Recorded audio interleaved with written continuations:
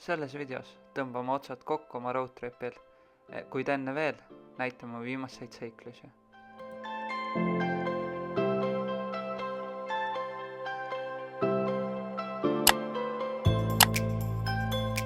Tšau! Nii, mina Enes. Mina on Karl. Siin peaks olema Tesla. Ja meie oleme Puhaskaas. Austria poole. Me sõitsime 600 kilomeetrit ja tegime sellel ajal. Esimese peatuse tegime peale Itaaliat, peale piiri kohe. Ja seal on Villach, selline linn selle kandis seal siis. Ja seal tahtsime sööma minna, aga ei läinud. Süda hakkas verd tilkuma hindu nähes. Ja lihtsalt piilusime sisse ja siis korraks sõitsime sealt edasi. Sõitsime kohta, kus oli Burger King. Ja sõime purksi. Ja üks suur burger. Mis oli väga suur ja väga maitsev ka. Ja. Või oli mul kõht lihtsalt väga tühi. See võis ka olla. Aga väga maitsev oli. Siis käisime seal vetsus, mis oli 50 senti, sai mingid 50 sendised kupongid tagasi. Ja. Siin enamus kohtades ongi nii, et maksad 50 senti ja saad selle eest mingi kupongi ja saad vetsus käia. Aga need kupongid on ainult selles samas poes kehtivad. Et suht pointless. Ja, aga Aga ikkagi, selles võttes. Kui sa tahad midagi sealt, käid vetsus ära ja tahad näiteks võtta süüa sealt samast kohvikust, siis 50 senti on ikkagi nagu võit. Aga seal selle söögikoha või Burger Kingi juures seal oli üks teine poodi veel ja seal oli üks suur terrass. Ja selle terrassi pealt avanes väga ilus vaade. See oli nagu järv all ja vaade oli ikka mega ilus. Siis peale seda sõitsime veel edasi. Hakkasime sõitma siis kuhu ööbimiskoha poole. Kiirteel oli teeremont ja me läksime valesti sinnagi teeremondi alasse sisse. Tegelikult nagu vahemaa ei muutunud väga, aga muutus siis pikemaks ajaliselt. Me mõtlesime, et mis see ikka ei ole. Google Maps ju juhatab ikka õigesse kohta ja sõitsime Google Mapsi järgi ja sõidame, vaatame, et 100 kilti on veel jäänud ja see võtab aega 2 tundi. Ja siis me saime aru, meid saadeti mägedesse.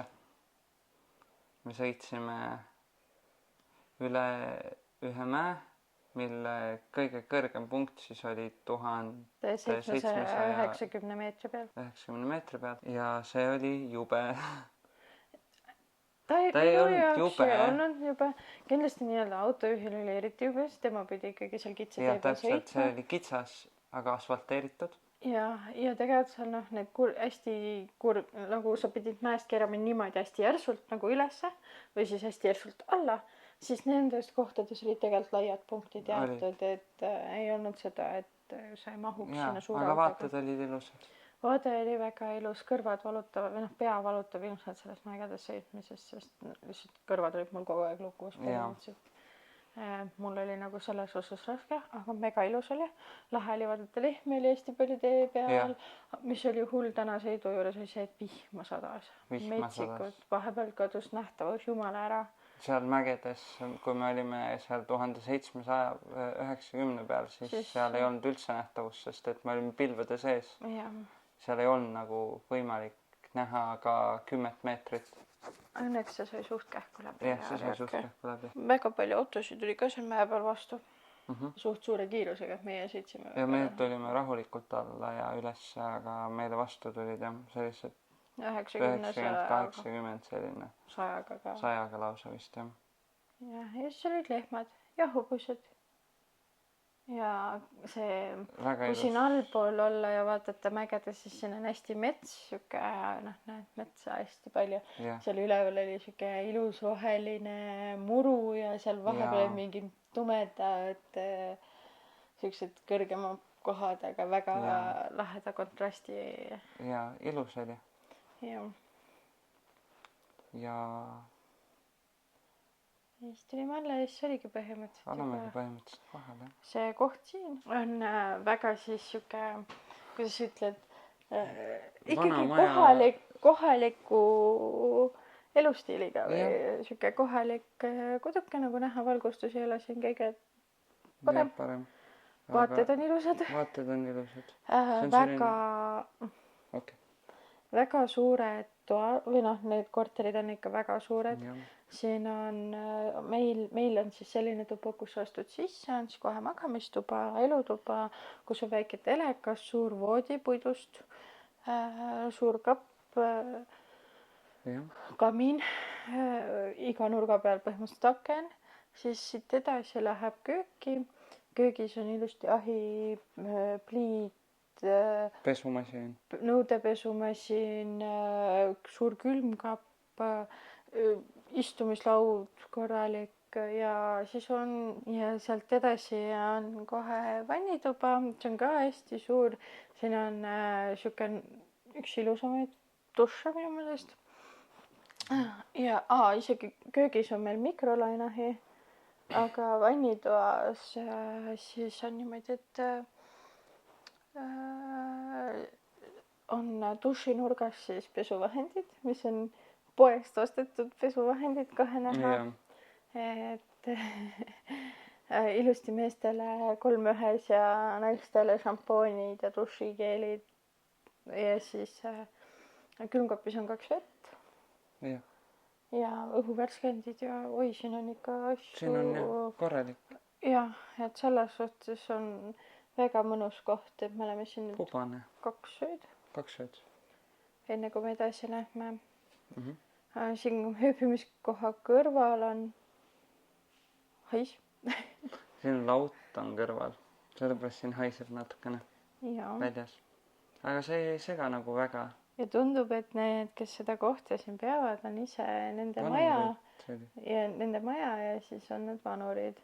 Et hästi äge siuke saksamees. Ja see saksa onkel tuli välja meile.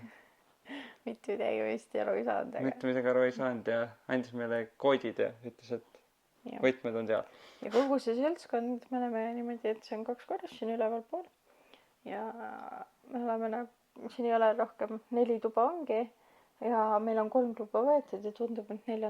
ei tule keegi täna. Tundub jah. Et siis see tundub täpselt nagu oma maja suur, kus me kõik koos viibime, uksed võivad põhimõtteliselt lahti olla. Täpselt. Et väga tore ootan. Homme lähme klaasist. Jah, klaasist sillale, klaasist treppida. Ja ronime, mägedes siis jälle kõrgele vaatama. Mis saab tore olema. Võtame kaasa teika. Ja siis... Täna käisime veel poes ära. Jah. Midagi erilist justnud, õhtusööki natukene. Hommikusöögis midagi. Ja vett ja... Kohviaparaat on siin olemas. Kus on isegi kapslid olemas. Ja... Upgrade eelmisest kohast. Eelmisest kohast, kus me nädal aega olime. Ja palju väiksem oli põhimõtteliselt sama suur ruum nagu praegu meil on. Meil on 1 tuba sama suur, 1 nagu apartment. Meile 2 on sama suur, kui meil oli tolles ööbimiskohas terve apartment 5. Aga vaatame, mis siis saab ja eks siis homme hommikul ilmselt räägime jälle edasi, et täna enam väga ei viitsi, kell on 8. Söömegi ja siis lähme ära magama. Võib-olla vaatame ära. Sõitsime siis 2500 meetri peale ja seal siis sai pileti osta, et saada mäe otsa. Õigemini kõigepealt said osta pileti nii mäe otsa jaoks kui ka siis kondliga, millega ülesse sõita, sest see on nagu eraldi. Jah, oli võimalus ka minna jala, kui see oli umbes 500 meetrit, aga see oli põhimõtteliselt otse üles.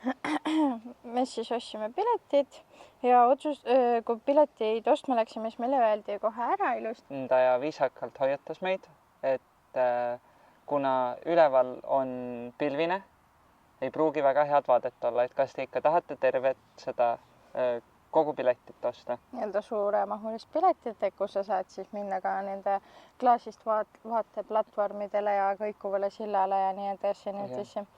Aga me mõtlesime, et et me niikuinii ükskord oleme ainult, et vahet ei ole, lähme lihtsalt ülesse kasvõi nagu vaatama, et ikka võtame kogu teist midagi paketi. Ikka on näha. Nii, ja siis ostsime piletid ära ja läksimegi ülesse. Kartsin kondlisõitu tohutult, arvasin, et on hullem. Ei olnud ju midagi. Mitte midagi hullu ei olnud tegelikult. jumala äge oli. Meil Kondlisse mahtus mingi 30 inimest. Ja see oli päris suur kondel. Hästi suur kondel oli jah. Ja siis see sõit oli ka suht lühikest aega, mingi 5 minutit sõitsime ülesse, 10 no, kuskil niimoodi sõitsime ülesse. Ülesse jõudes siis tõesti mitte midagi ei olnud näha. Udune oli, pilves oli. Nägid enda ette ainult põhimõtteliselt mingi paar meetrit. Ja siis oligi põhimõtteliselt kõik. Siis me läksime seal. Siis me seal jalutasime ringi mäe otsas. Käisime ka klaasist asjadel, seal oli ka enda naersime oma seltskonnaga, et tore, et nähtavus oli kehv, sest see nii-öelda, seal oli see sild, mis siis oli köitega või rippsild nii-öelda. Ja klaasist põrandaga. Klaasist põrandaga ja siis see tohutult värises, eriti kui mitmekesi peal olime. Ja siis naersime, et ka hea, et seal tegelikult seda nähtavust ei ole. Muidu oleks ikka päris õudne, sest ta oli täpselt niimoodi 2 mäe vahel.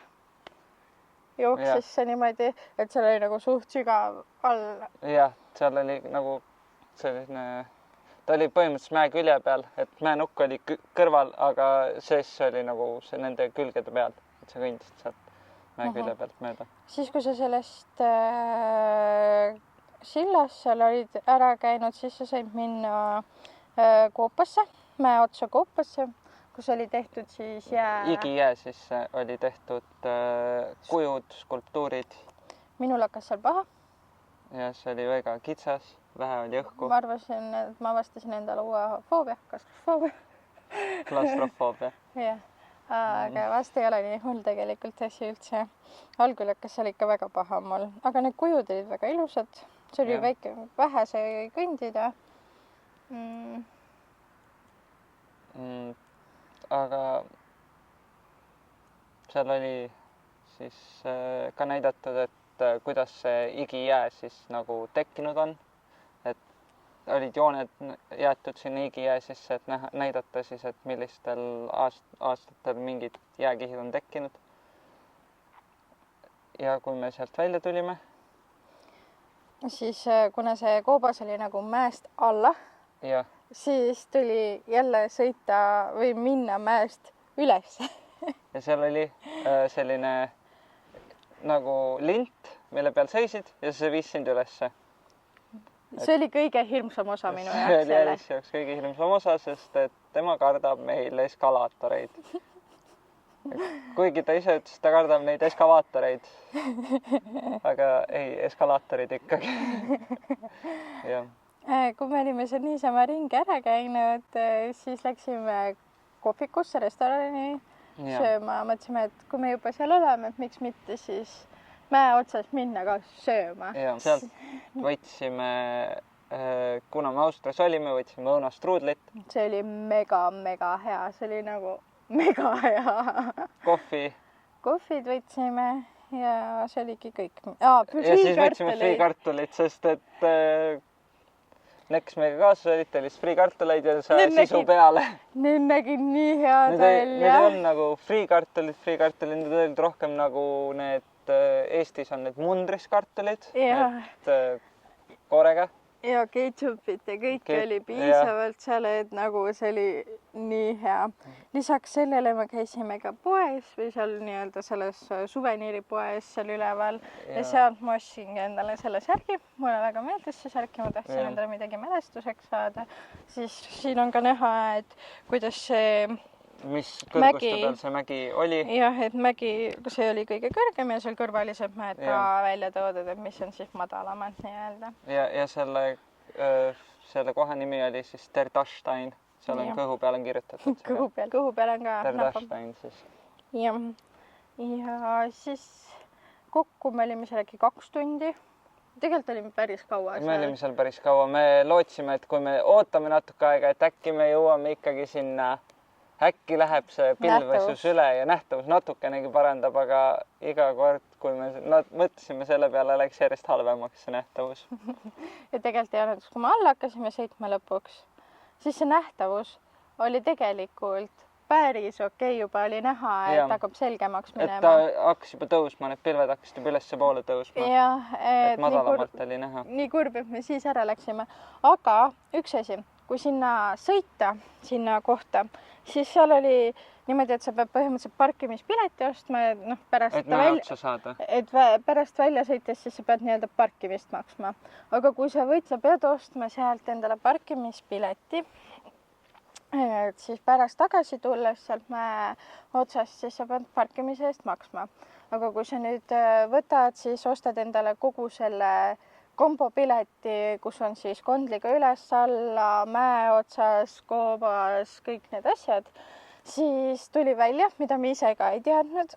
kuskil ei ole kirjutatud ka. jah, enne kui me kondliga siis alla hakkasime sõitma, kontrolliti uuesti meie piletid ja siis öeldi, et näe, te saate nüüd tasuta selle parkimise, et panete selle mingi asja sisse ja siis teil on nagu tasuta parkimine selle eest, et te siis võtsite kogu täispaketi, mis oli tegelikult väga tore ja väga üllatav, sest selle pealt hoidi selle raha kokku. tegelikult pidi parkimine olema 25 euri. jah, et suht kirve hinnaga ka, aga noh, me mõtlesime, et me kambaga oleme, et siis ei ole nii hull, et ühe autoga läksime ka sinna, et siis saab nagu hakkama, aga tegelikult saime tasuta selle. kuigi üleüldiselt need mäepiletid või see oli juba väga-väga kirve hinnaga. vist oli äkki 60 euri nägu või? meil läks 190. jah, siis oligi 60 euri oli nägu. peale natuke. natukene üle 60 euro oli jah. suht kirve hinnaga. aga nii, ja siis läksime tagasi oma kohta, käisime veel linna Perto õhturingi jalutamas, vaatamas, kuidas see väike koht on, hästi ilus koht. meil oli üldse selle ööbimiskoha juures nii ilusad mäevaated, et see oli nagu mega. ja käisime, ostsime süüa. nii, ja siis olime ühe veesal, õhtul grillisime ja tšillisime reaalselt. seal olid ööbimiskoha juures need vastikud nälged. mida me kannatame. sest et vihma sadas pidevalt ja niiske kliima ja nälged paljunesid väga hästi. aga ja siis järgmine päev sõitsime edasi. õigemini, see oligi, sõitsime siis veel sinna. Tšehhi sõitsime. jah, Tšehhi sõitsime õigemini. järgmine päev sõitsime Tšehhi. Siis Tšehhis läksime loomaaeda. käisime Brno loomaaias. too loomaaed oli palju parem juba võrreldes siis selle safariga, Ravennaga. seal oli ruumi rohkem, seal oli neil mänguasju, ilusam, no kõike, et selles suhtes. aga meil juhtus nii, et kui me seal olime, siis hakkas lõpupoole, õnneks me olime just nagu enam-vähem lõpus. me hakkasimegi ära tulema. hakkas täiega vihma sadama. aga see oli ka äge. Elis sai tantsida vihmas. mulle meeldis, ma nii ootasin. aga saime kängurupuuri seal minna. ja seal oli valge öökull. jah, seal oli see Hedvig.